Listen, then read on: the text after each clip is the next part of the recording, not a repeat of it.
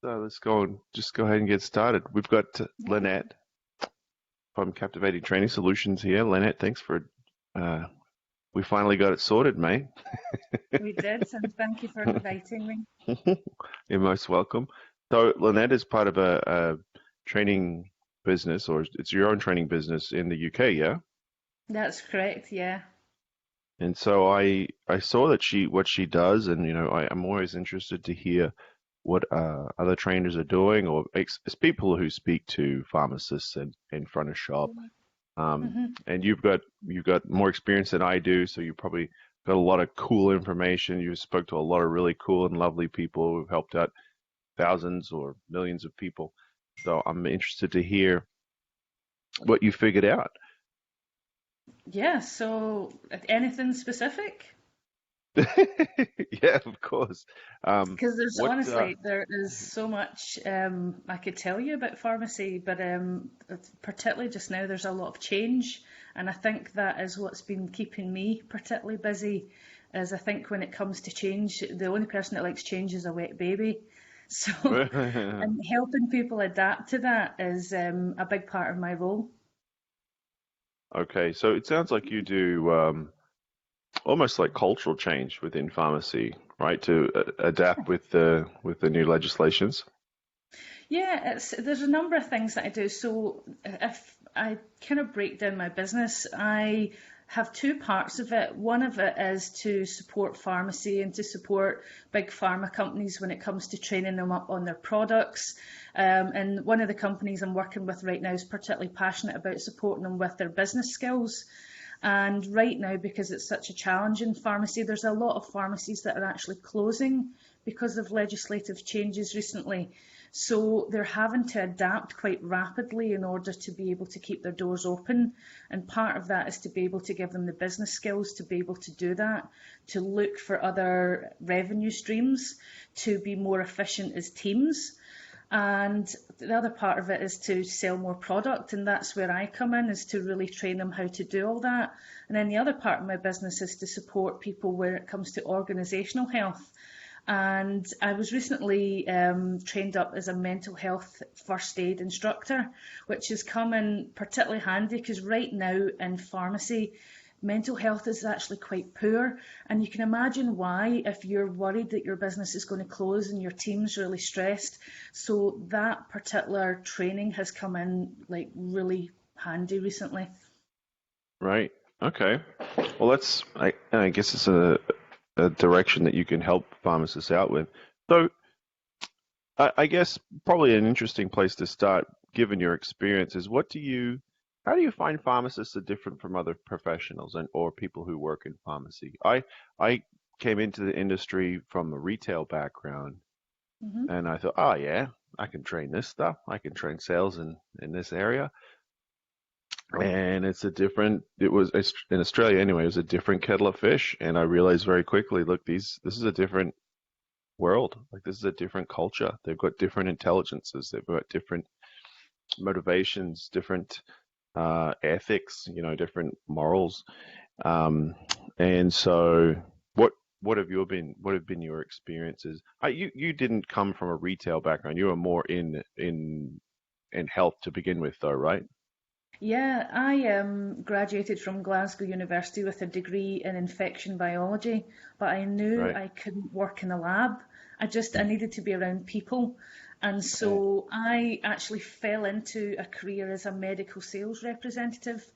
And it wasn't a profession I really enjoyed because it wasn't because I didn't enjoy meeting the people, because you got to meet so many different people. It was a very hard to work in profession because, to be honest, a lot of the people that you had to access didn't really want to see you. Like, for Mm. example, most of the time I felt like a glorified caterer because I would be going in, and the only way I'd access doctors or consultants was to put on some form of lunch or meeting or dinner. And when you were there, they would kind of say things like, well, what's your spiel? And immediately I knew that they weren't really interested in the education and the information that I had to share with them. So I really found my passion when I started with a company called Reckitt Benckiser, and that's where I finally got to work with pharmacy, and what a breath of fresh air it was. I mean, pharmacists for me versus other healthcare professionals are some of the most approachable and caring professionals. And that's not to say GPs aren't. I just find them a Mm, little bit harder to access, whereas yeah. pharmacists just kind of open their doors. They do to the public. One of the most accessible healthcare professionals out there. And I mean, I've worked with so many different types. Recently, I was had the privilege of working in a pharmacy for a day and getting to work with all the different members of staff to learn more about the challenges that each role faces. And it was just the way that they welcomed me with open arms, and just the banter and fun that they had. But I do know that from working with lots of different pharmacies, that's not always the case. I actually find that, if anything, there's a lot of pharmacies out there that feel disconnected with each other, like they're not good at talking to each other as a team. They tend to go in Mm, and do the day job, and so they don't feel like they're functioning as well, and so they don't really enjoy their job, and that's the guys that really feel more of the pressure, whereas those high functioning teams, the ones that there's great delegation and great communication. That's where you find great teams that are coping with these incredible challenges that are happening right now. So I think that's key, is for teams to really learn how to work better together so that they become more efficient. But yeah, pharmacists and their staff are just an absolute privilege to work with. yeah, I really appreciate the intelligences that the field has. One thing you mentioned leadership there with pharmacists. One thing I've noticed is like I imagine this is how it goes because like the requirements for pharmacy or to be interested in it or to have aspirations of becoming one probably require you to be good at chemistry at some point in school. I imagine that you'd be attracted to that. So you've got to have really great understanding of protocol, really great recall of data or data, depending on the audience. Um, and but that is kind of really the opposite kind of intelligence to having the emotional leadership skills or um, and the not passion, but or maybe not even aggression, but just it's kind of the opposite to protocol driven versus I want gimme. So Mm-hmm. that's one of the things I think. I'm really good at remembering this information in this book, and I can ace this test. But then when I get into the field, I've got to lead these people.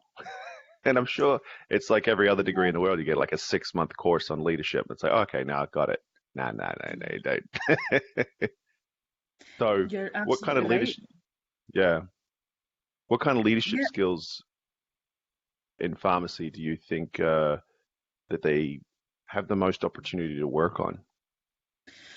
It's interesting, and I'm going to answer that question in just a moment, because I just thought what was really relevant to what you just said there was, you're right, a lot of people that go into a pharmacy degree have great skill when it comes to science, particularly chemistry, and have a Mm, very logical scientific brain, and it doesn't always lend itself well towards people skills. And so what we often find is when pharmacists come out into the field, that's the bit that they often struggle with. But I've seen some incredible leaps and bounds recently, and a big part of that is leadership. And you're mm, right, when they come out of the profession, they're not told how to lead people. They're told all the science that they need to understand in order to dispense medication safely and effectively. But again, running a business, managing a team, and today with the changes in pharmacy, it's no longer just about dispensing, particularly for the pharmacist. It's a lot yeah, more about clinical skills and consultation, and that is a completely different skill set as well. So in leadership, you're absolutely right. There are definitely skills, but I think those skills don't come with just one course. It comes through life experience and learning from your peers, learning from the staff. And I think that's a big thing as well, is that they need to learn to listen to their own staff, because they're the very people that are going to give you the feedback to tell you whether or not you're a good leader. Yeah, I had a pharmacist in here yesterday in the US, and her name's Heather, and she wasn't like a lot of other pharmacists. She was the style of conversation, the style of information that she was attracted to was very emotional.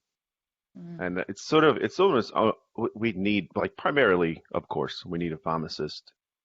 If you're going to build one, like if you were a god and you're like, okay, I need this intelligence and I need this one and I need this one, you'd you'd start with, can they safely dispense medication and can they remember what the heck they're doing? But right, but yeah, like with the emotional, it's almost asking them to be two people. It's not. Yeah. It shouldn't be something that. Well, that's why when I started in the field, I was afraid of pharmacists. Like I remember saying in my business, yeah, yeah. Well, not like, just sort of have a lot of reverence for them. There Mm-hmm. was nothing, like, I didn't have a bad experience. I was just like, am I allowed to talk to this guy? He's just a person, right? And they're like, yeah, it's, you're business partners with one. What are you talking about? They're really nice people. But the reverence that I had for them was, um, I think it was based on the morals that they have and the ethics that they have. That they're really very concerned um, Yeah. about doing the right thing. They've got so many hats to wear in terms of retail and healthcare and concern for the public and fending off these new legislation. So why don't you go into some of the legislations that you're dealing with in the UK?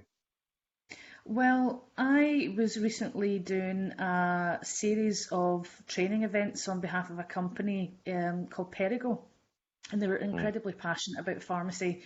And in these series of events that I was doing on their behalf, it was all around what's called the GPHC inspections. So that's the General Pharmaceutical Council. It's a mm, professional body that inspects pharmacies and the pharmacists themselves to ensure that, again, they're delivering safe and effective services. And it was during this roadshow of events that I really learned that, as you said, the multiple hats that these professionals have to wear, and just how concerned and frustrated they were and as you said, the legislative changes. So there's been a lot of changes recently in terms of funding. This is very specific to England within the United Kingdom. Scotland, where I'm from, has a completely different contract, and thankfully they don't have the same kind of pressures. They do have different services, but it's particularly in England right now where a lot of pharmacists have been struggling because 90% of their income would usually come from dispensing prescriptions. right. And recently, the government pulled a lot of that funding and is not necessarily taking funding away from pharmacy, but just redirecting it. And they're redirecting it into services that are really about benefiting patient outcomes. Like, for example, I'd Yeah. like to give you a personal example. My grandmother had chronic obstructive pulmonary disease, or COPD, and Yep. she had two different inhalers. One was an inhaler called Seretide. It was a purple inhaler, and you literally just pressed the button and breathed in the powder. And then when she got this second inhaler, it was a completely different technique where it was called Spiriva. You had to take a capsule, open up the inhaler, put the capsule in, close it, press a button which would pierce it, and then breathe in. But my grandmother made the assumption that, well, if I press this button, I just breathe in like the other inhaler and I must eat that capsule. So she was taking her medication incorrectly, and the Oh, last person wow. she kind of gets to see is the pharmacist, and this is why we do see that there's a lot more push towards management of chronic conditions where they have fantastic services. Like, for example, the new medicine service. When somebody is prescribed a new medicine, there's a great service that you have a pharmacist that's going to talk you through your medication to help you get the best out of it. Now, can you see Mm, how that could have benefited my grandmother?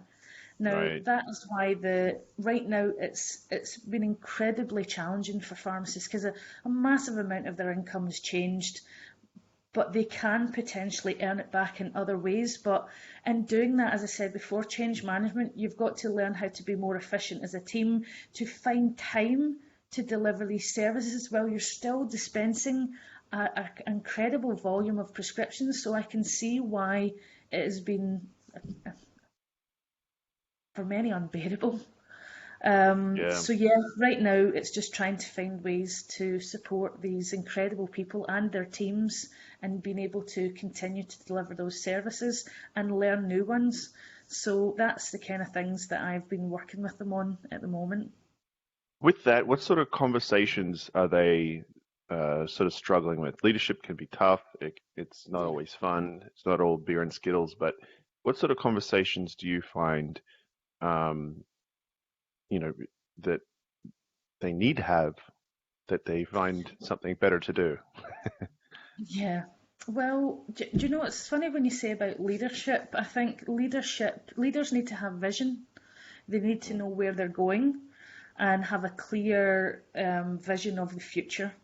But I often find that the conversations I have with pharmacists, they say their biggest challenge is time to do Yeah. everything they need to do during the day. So to find time to plan ahead, to create a vision, to create goals, to then lead their team is one of their biggest challenges.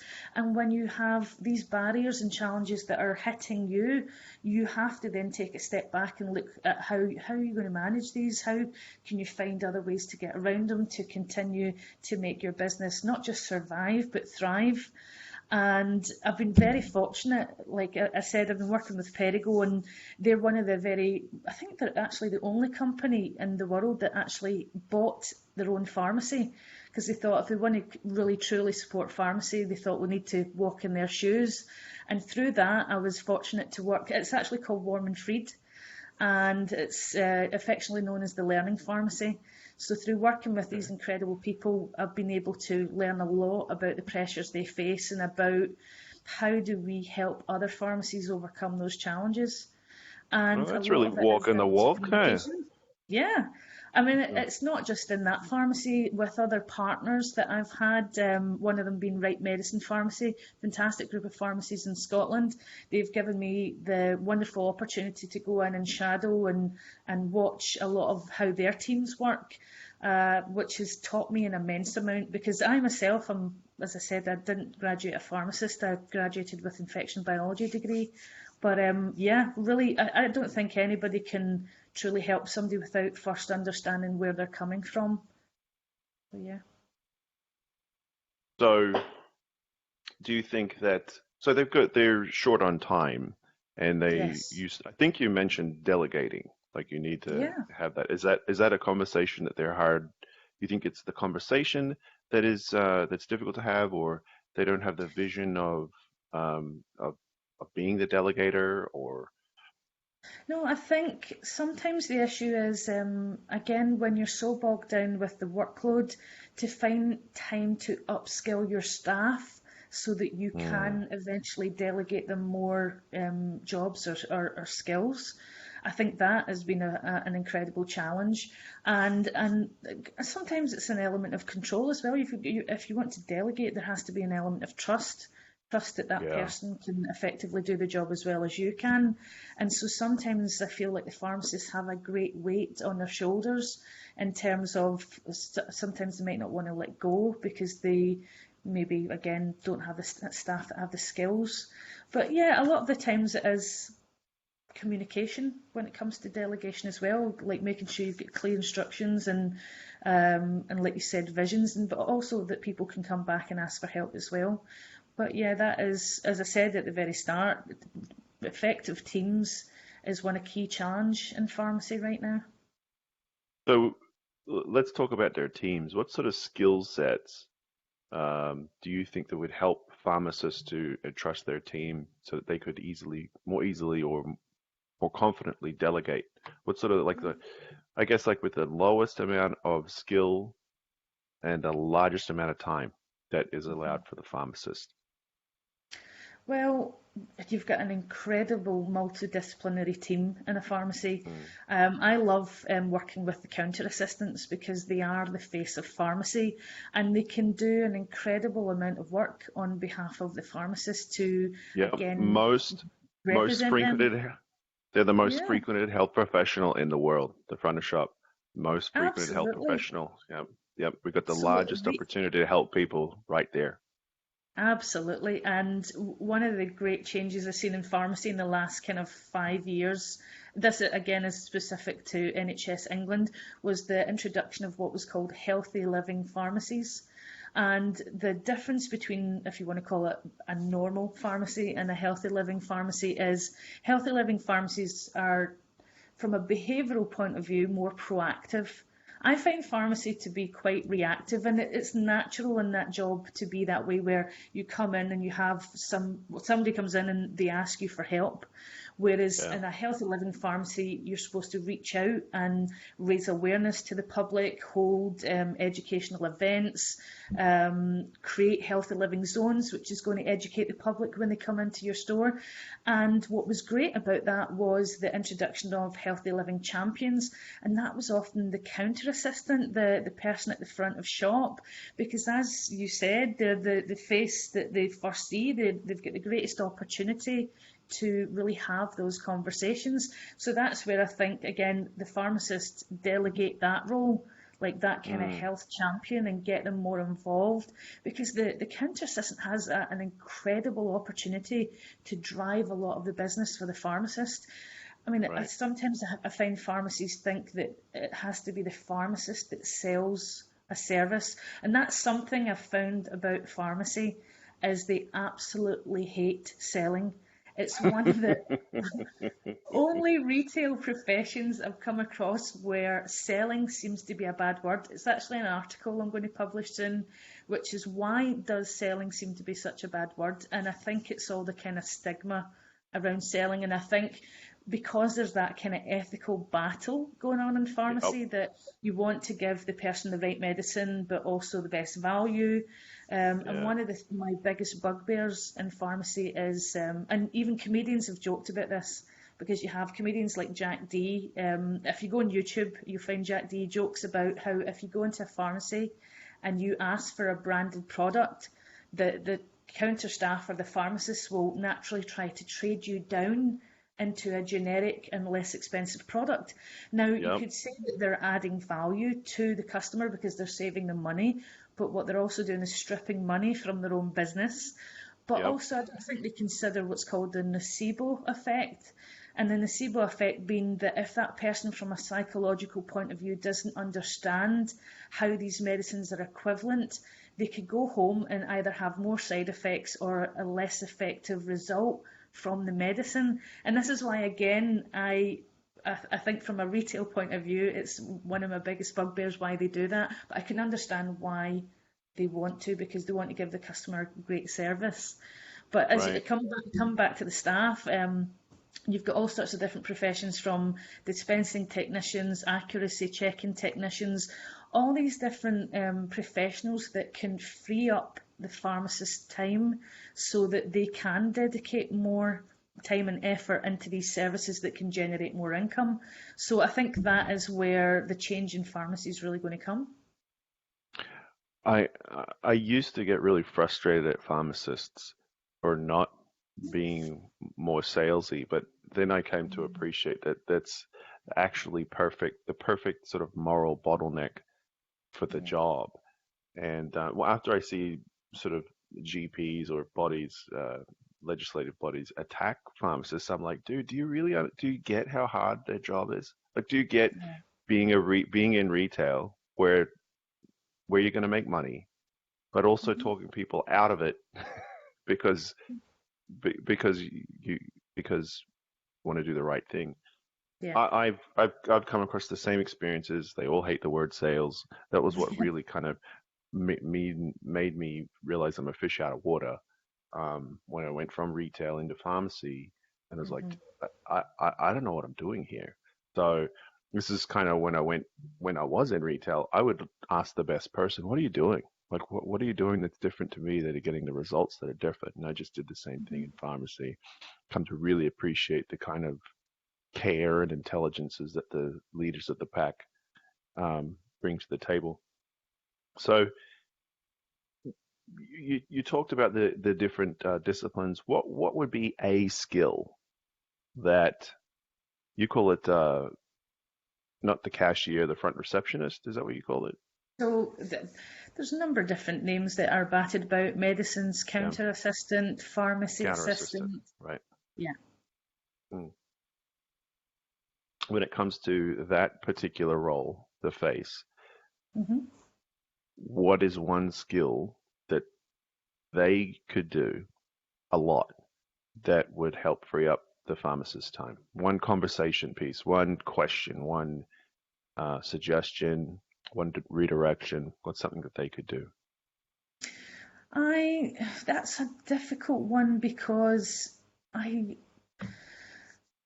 I don't know if there's one thing because there is so many things that they could be doing. If I was to choose one that I think it's not just about time but also revenue or business, that would be selling the services. So for me, a fundamental skill is communication.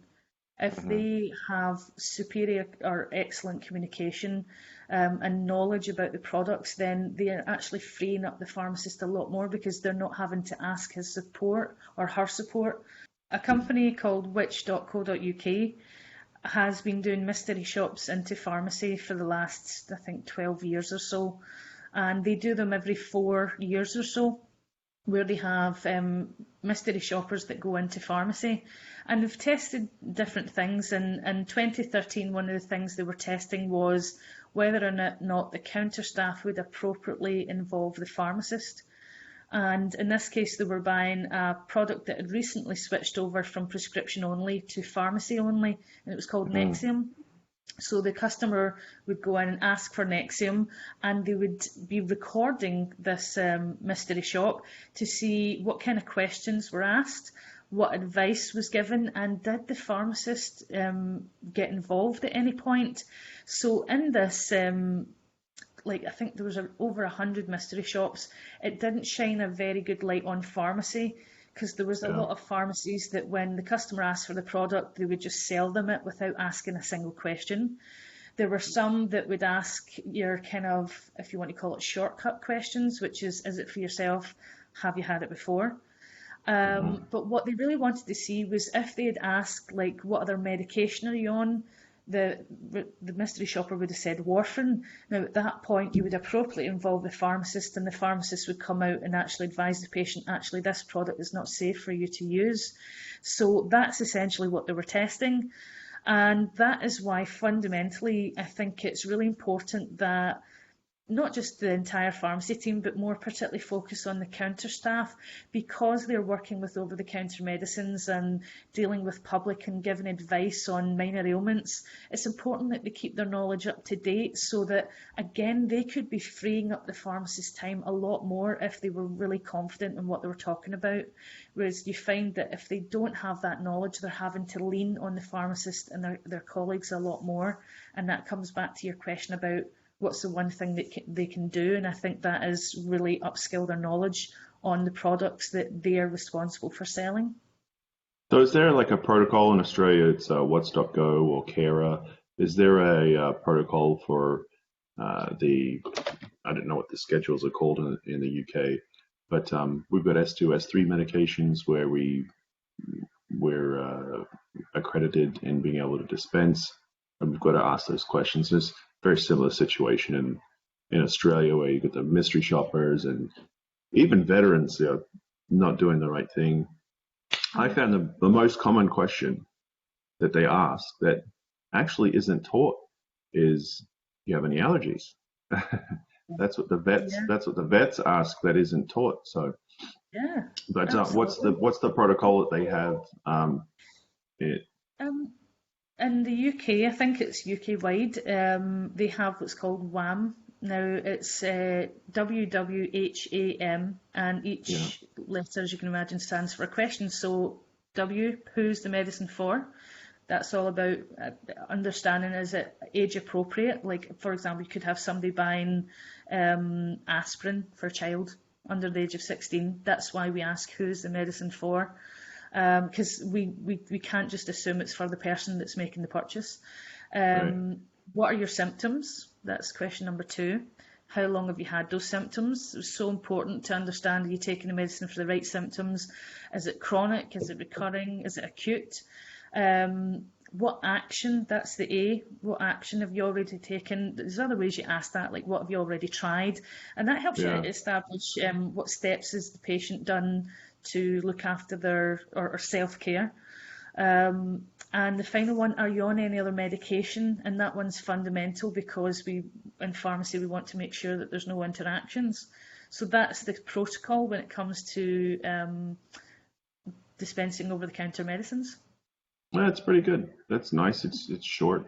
We've got one in Australia called What Stop Go, and I interviewed must have been 100 staff. I found the real problem was Mm-hmm. that honestly, I even asked the body that created the acronym, somebody who recently worked there, and they couldn't explain what the acronym was. It was too long. It was What It's Stop too Go. long. Well, Yeah, it's yeah, funny you say that. Like, you say it's quite short, but I find that the staff don't use it as often as they would because they shorten it to make the transaction a lot quicker. And as I right. said to you earlier on, they tend to either skip some of the questions and it'll ask, is it for you? So that's kind of like a rephrase of who is it for? And Right. have you had it before?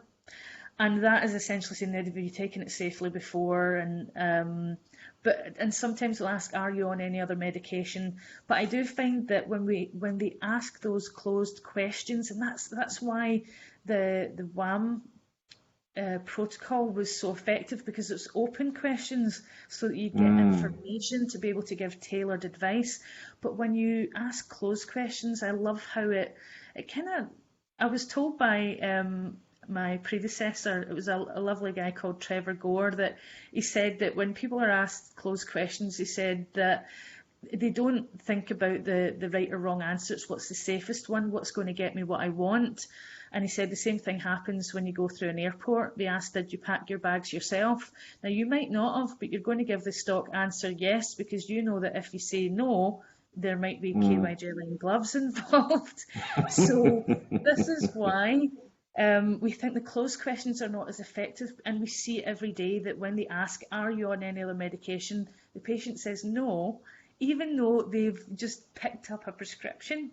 You wouldn't Right. believe the kind of things that go on, and this is why, from a skill point of view, I still think it's fundamental to ask open questions. Now, I've never said that you have to interrogate or ask all the WAM questions, but get into a conversation, like, how are you feeling today, and like, how long have you been taking this medication? So yeah, just more of a conversation so that you get information to make sure you're giving the best possible advice and care for the patient.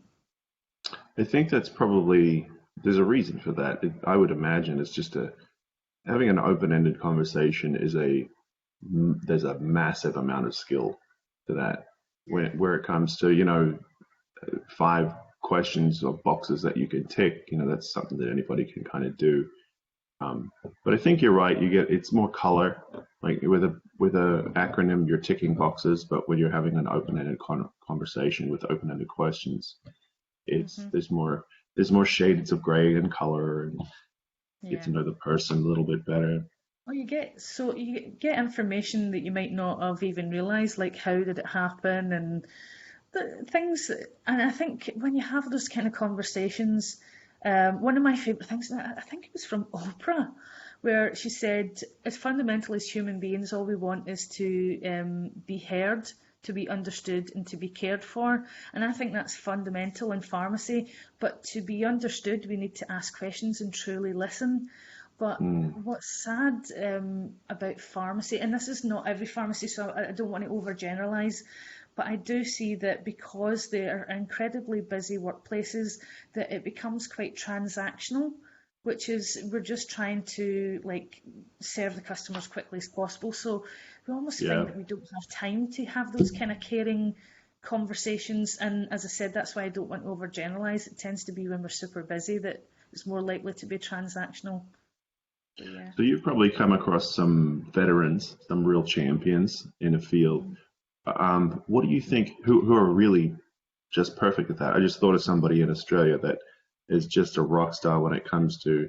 It doesn't matter about the time. It doesn't matter how busy I am. It doesn't matter whether this patient takes the product. I'm going to do my best job of Yeah. recommending the whole health solution, the long term, how to prevent it, the pharmacy grade medication that I can offer.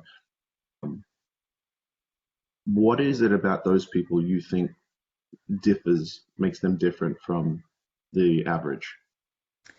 If the first word that popped into my mind was patience. I Yeah. think that it's understanding that as busy as you can get, that person in front of you is incredibly important, and that they are driven and motivated by making a difference to that person, and knowing that that little bit of time that they spared truly made that person feel cared for, and help them towards better health. I think that's, for me, like how I see a lot of these people. They truly care about other people. And you often find these people are great leaders as well. Mm. They listen to their staff, and they just have that natural, if you want to call it, empathy. So yeah. So you think that the ones that have been in the field forever, whether from the shop or pharmacists, they're just sounds like you're saying they're present with the person. They're just Yes. there. Yeah. Yeah. I I think presence the is whole, the right word. right. The whole reason I got into this field was I had a bet with a buddy of mine.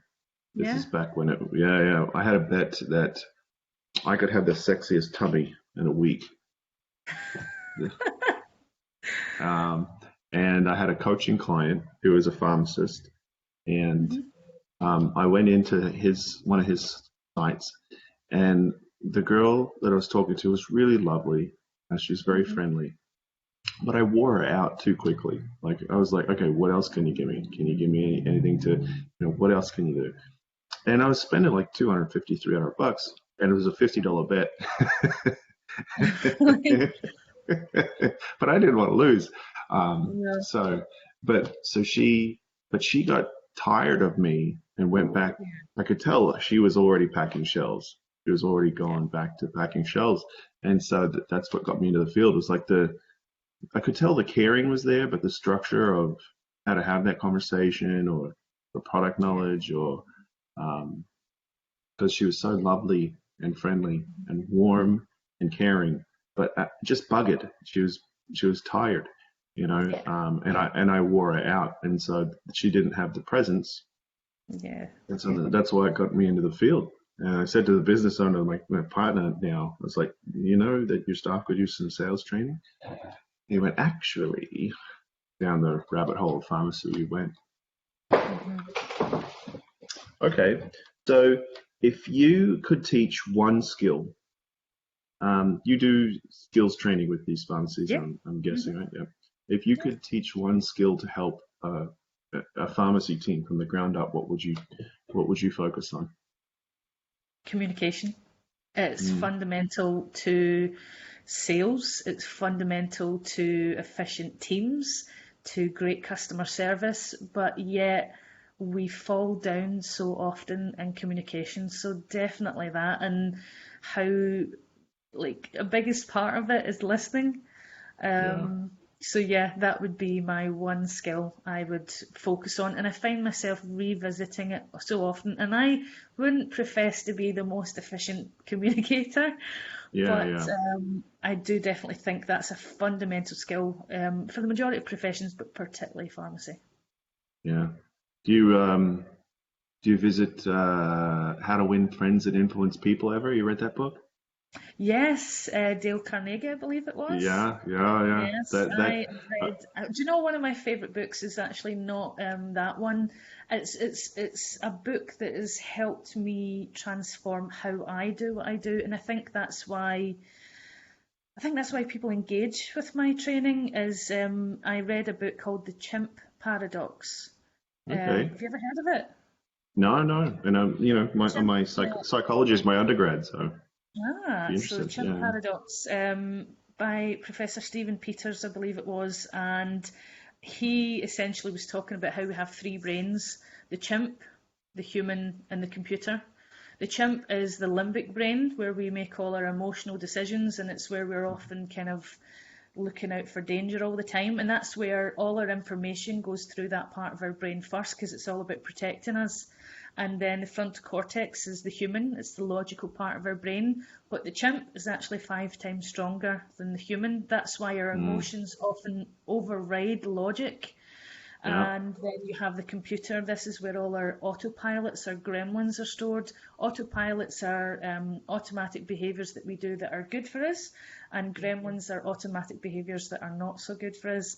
But I love Right. that because I often, this is why I called my business captivating training solutions, because every time when I go in, it's all about winning hearts and minds. Because I think you really have to captivate that limbic brain, that chimp, the emotional centre, because that's where people really often think first, even the most logical of people, even if you want Mm. to talk slog. So, still emotion wins out, and before it goes into logical brain, it is always filtered through emotion first. So that's why I really think about it that way. So Yeah, great book, I, Paradox. I I'll would look. highly recommend it. I'll look into it. Like I said before, my background is in cultural change. Mhm. I talk to my kids like that. But Yeah, I have it differently. I have the croc brain. This is how I ah, introduce it to my kids. The croc brain for the, the croc brain. well, That's the chimp in this case. yeah, yeah, but I have to explain it to a 5-year-old. So I have to make it really simple. I've got the croc brain for scanning for danger, looking for a mate, or, is Yeah. it going to kill me, or do I need to eat it?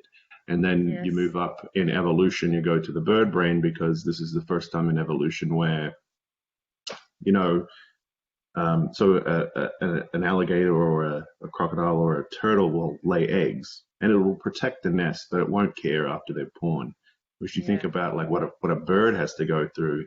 It's like, oh, that thing is crying, so it must feel that thing that I feel when I'm hungry. Hmm. So I will feed that thing so that it lives.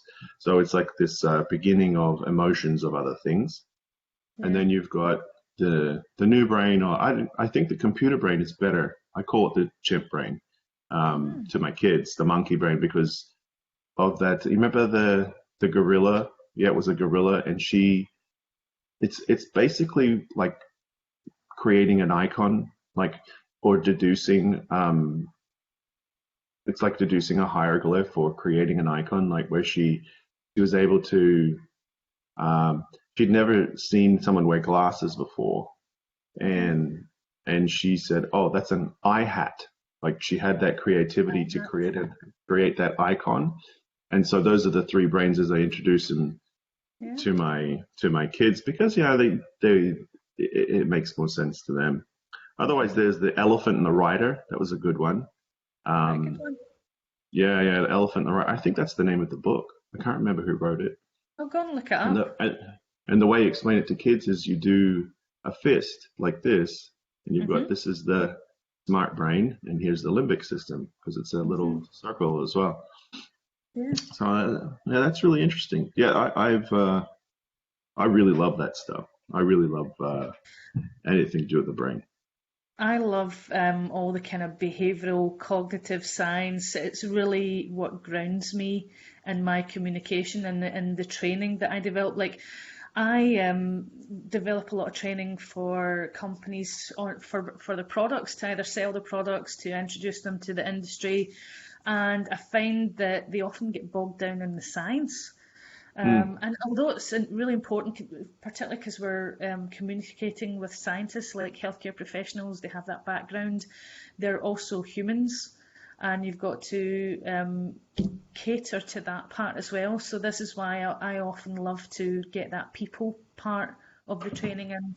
And I think that's why, again, a lot of people engage with that training because I'm really passionate about making it as practical as possible so that you can see how it applies in real life and can really make a difference to that person. So So that's why I Mm, think understanding the brain and behaviour is so important.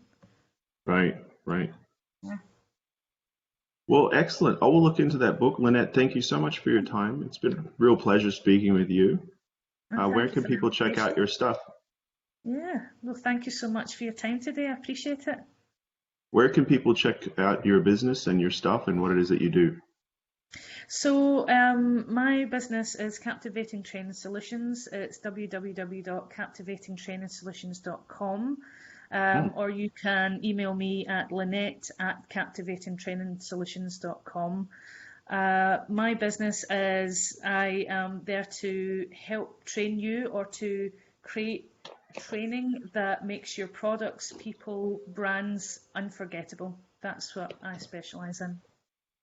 excellent. I like that catchline. It's clever. Okay. Enough, it's simple and fast enough that a chimp brain can understand